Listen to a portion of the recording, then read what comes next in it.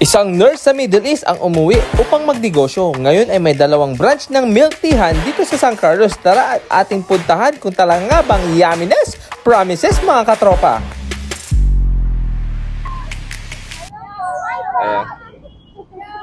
Hello mga katropa, andito pala tayo ngayon sa may SEP na San Carlos dahil pupunta tayo dito sa bagong bukas.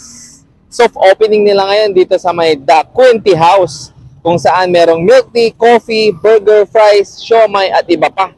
Kaya tara mga katropa, tikman natin kung talaga masarap ang kanilang pagkain.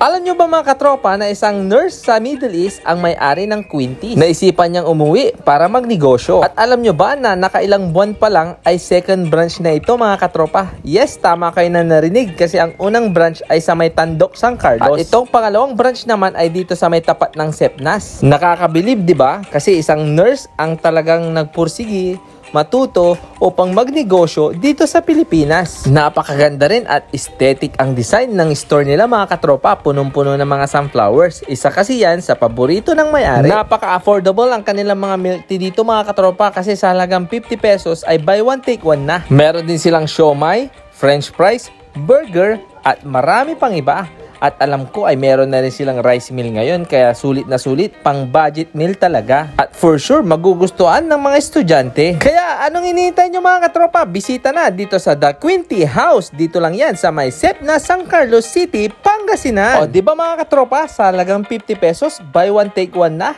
Kaya talagang sulit na sulit sa mga estudyante ng SEPNAS. Kaya katropa, yayain na ang barkada, kaklase o jowa at dito na mag-milk tea at magmerienda. Sulit, sarap at affordable pa. The Quinty House, yumminess promises mga katropa. At shoutout na rin sa mga estudyante ng SEPNAS na nakakilala sa atin. Maraming salamat sa inyong suporta. Pati na rin kay Mabuhay San Carlos. Like, follow, and share na rin mga katropa. Maraming salamat. Paalam!